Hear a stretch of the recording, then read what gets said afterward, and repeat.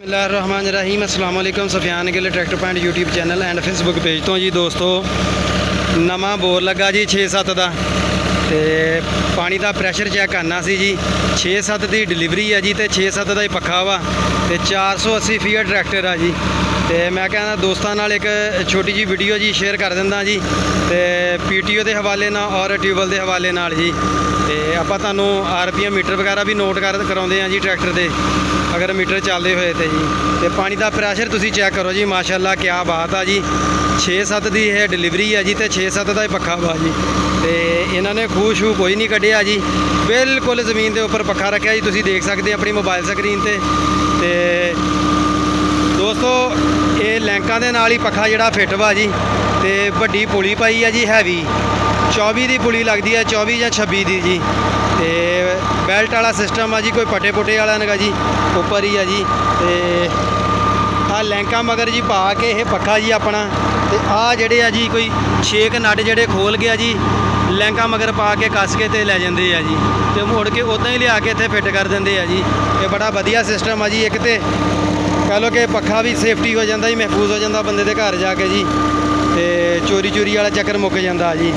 तो बाकी जी हुण तुहानूं चैक कराउंदे हैं जी ये RPM मीटर वगैरह फिर पानी का प्रैशर जान चैक कराउंदे हैं जी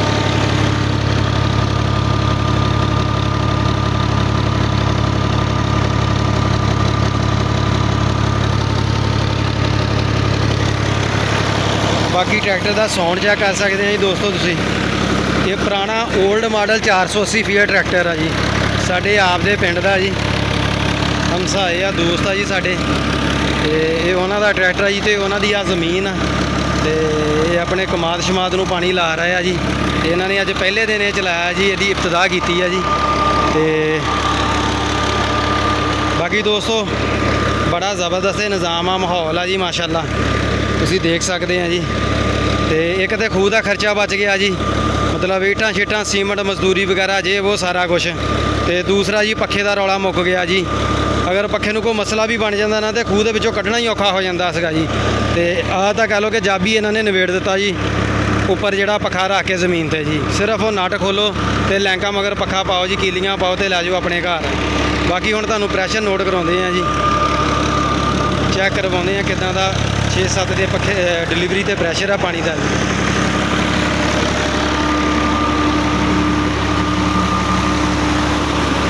क्या बात है जी माशाअल्लाह ज़बरदस्त जी ज़बरदस्त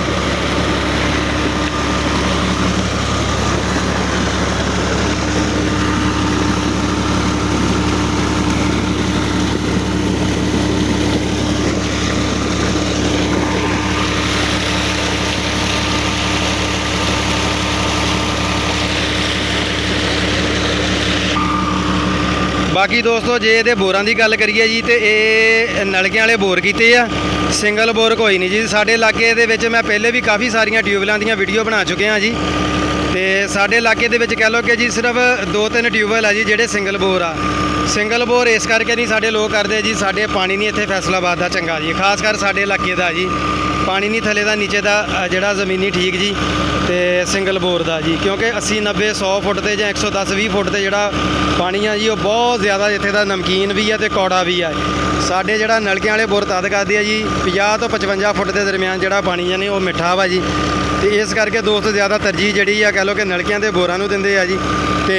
ये भी दोस्तों नलके वाले बोर ही है जी इन्होंने जी 3-3 इंची के कह लो कि जी 13 बोर किए है जी इन्होंने तो वो मुड़ के जी कह लो कि भड़ोली के नाल इन्होंने सारी फिटिंग शिटिंग करके जी एडजस्टेबल करके जी ये फेज जी इतने कह लो कि पखा रखा जी नलके वाले बोर किए है जी मैं हुण पुछया जी स्पैशल कि नलके वाले या सिंगल बोर आ जी कहते जी ये अपना नलके वाले बोर आ जी सिंगल बोर कोई नहीं तो साढ़े सिंगल बोर जी नमकीन पानी होने की वजह ना कामयाब नहीं है बाकी दोस्तों हाँ जी कह लो कि अज टैंपरेचर भी बहुत ज़्यादा जी गर्मियों के दिन वा जी तो अल्लाह खैर करे जी विसाख अज चढ़ गया जी तो आ कमाद का जी बड वा तो पानी की बंदी हुई सी जी तो कमादां नूं पानी लग रहा जी पानी फिलहाल जी पाली साइड पर जा रहा जी दूर आ तो इन्होंने स्पैशल जी इस करके पानी की किल्लत होने की वजह किल्लत की वजह इन्होंने जी ट्यूबवैल लवाया जी तो नहरी पानी की बंदी जी है जी आम हो ही रही है जी हुण भी फिलहाल